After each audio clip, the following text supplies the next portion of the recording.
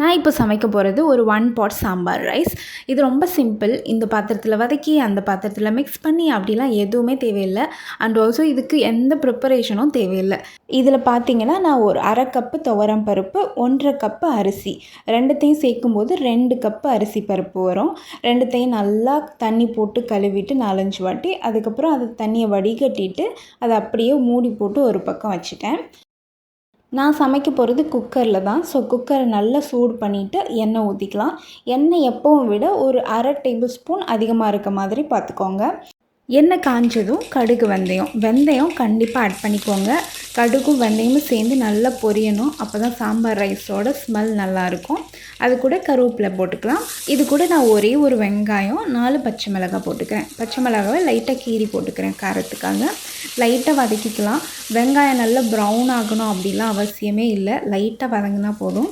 இது கூட என்கிட்ட ஒரு உருளைக்கிழங்கு இருந்தது, அதை நான் கட் பண்ணி போட்டுக்கிறேன். இதையும் லைட்டாக 4 பக்கம் வதக்கிட்டு ஒரு தக்காளி நல்லா மசிஞ்சுலாம் வரணும் அப்படின்லாம் அவசியமே இல்லை. இது எல்லாம் சேர்ந்து லைட்டாக வதங்கினா போதும் எண்ணெயில். அது கூட உங்களுக்கு தேவையான அளவு உப்பு போட்டு வதக்கிக்கோங்க. உப்பு சேர்த்துட்டு லைட்டாக வதக்கினா போதும். இப்போ நம்ம மசாலா சேர்த்துக்கலாம். மசாலா சேர்க்குறது பேட்டர்ன் ரொம்ப முக்கியம். ஃபஸ்ட்டு மஞ்சத்தூள் சேர்த்துக்கோங்க. ஏன்னா நீங்கள் மஞ்சத்தூள் சேர்த்து ஃபஸ்ட்டு லைட்டை வதக்கிட்டு அதுக்கப்புறம் மற்ற மசாலா ஆட் பண்ணால் தான் உங்களுக்கு கலர் நல்லா கிடைக்கும். சாம்பார் ரைஸ் பார்க்கும்போது நல்லா எல்லோயிஷ் கலரில் இருக்கும் இல்லையா?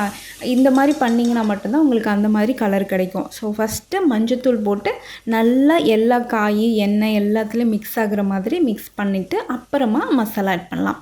மசாலா பார்த்திங்கன்னா ரொம்ப முக்கியம். ஒன்று தான் சாம்பார் மசாலா. வேறு எதுவுமே ஆட் பண்ணாதீங்க. ஏன்னா நான் எக்கச்சக்கமான வாட்டி ட்ரை பண்ணியிருக்கேன். நிறைய மசாலாஸ் அது இதுன்னு தனித்தனியாக மிக்ஸ் பண்ணி வீட்டு மசாலா அது இதுன்னு போட்டு பண்ணியிருக்கேன். எந்த டைமும் எனக்கு வந்ததில்லை கரெக்டாகவே. எல்லாமே ஃபெயிலியர் தான். ஸோ அதனால் சொல்கிறேன், ஒரே ஒரு மசாலா எந்த சாம்பார் மசாலா கிடைக்குதோ ஒன்று யூஸ் பண்ணிக்கோங்க. 2 டேபிள் ஸ்பூன் போதும். நான் ஒரு 3 டேபிள் ஸ்பூன் ஆட் பண்ணியிருக்கேன். ஏன்னா என்னோடய ஸ்பூன் ரொம்ப சின்னது அதனால். பட் 2 டேபிள் ஸ்பூன் போதுமானதாக இருக்கும். இந்த மசாலா ரொம்ப இம்பார்ட்டன்ட். நீங்கள் வேறு ஏதாவது மிக்ஸ் பண்ணிங்கன்னா கண்டிப்பாக ரிசல்ட் எப்படி வரும்னு எனக்கு தெரியாது. இதை லைட்டாக வதக்கிட்டு ஒரு சின்ன நெல்லிக்காய் சைஸ் புளி அளவு கரைச்சி ஊற்றிக்கோங்க. இது ரெண்டையும் சேர்த்து லைட்டாக ஒரு 2 to 3 மினிட்ஸ் லைட்டாக கொதிக்க விட்டுக்கலாம். அதுக்கப்புறமா நம்மளோட அரிசி பருப்பை ஆட் பண்ணிக்கலாம். ஆட் பண்ணிவிட்டு தண்ணி ஊற்றிக்கோங்க. தண்ணியோட அளவு பார்த்திங்கன்னா மொத்தமாக நான் 2 கப்பு அரிசி பருப்பு சேர்த்து 2 கப் வந்திருக்கு.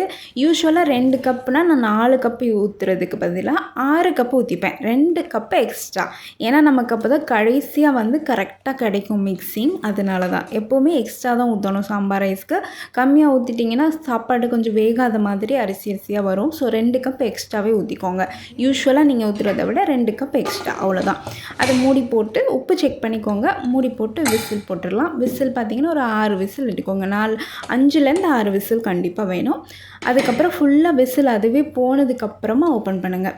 ஓப்பன் பண்ணிங்கன்னா லைட்டாக அப்படி மேலே இப்படி இருக்க மாதிரி இருக்கும். அதெல்லாம் பிரச்சனை இல்லை. இப்போ ரொம்ப முக்கியமான விஷயம், நம்ம இதை நல்லா கிளறி விடணும். மேலே ட்ரையாக இருக்கும், கீழே ஓப்பன் பண்ண உங்களுக்கு தண்ணி கிடைக்கும். ஸோ மிக்ஸ் பண்ணுற மாதிரி கிடைக்கும். நல்லா கரண்டி வச்சு மிக்ஸ் பண்ணிங்கன்னா அவ்வளோதான். இது 2 to 3 ஹவர்ஸ்க்கு அப்புறம் ட்ரை ஆகிடுச்சுன்னா லைட்டாக சூடு பண்ணி கிண்டினீங்கன்னா கரெக்டாக வந்துடும். ரொம்ப சிம்பிள். எந்த ப்ரிப்பரேஷனும் தேவையில்லை. மசாலா அது இதுன்னு மிக்ஸ் பண்ணலாம் தேவையே இல்லை. ரொம்ப சிம்பிளாக ஒரே பாத்திரத்தில் பண்ணிடலாம். கண்டிப்பாக ட்ரை பண்ணிவிட்டு எப்படி இருந்ததுன்னு கமெண்ட்டில் சொல்லுங்கள்.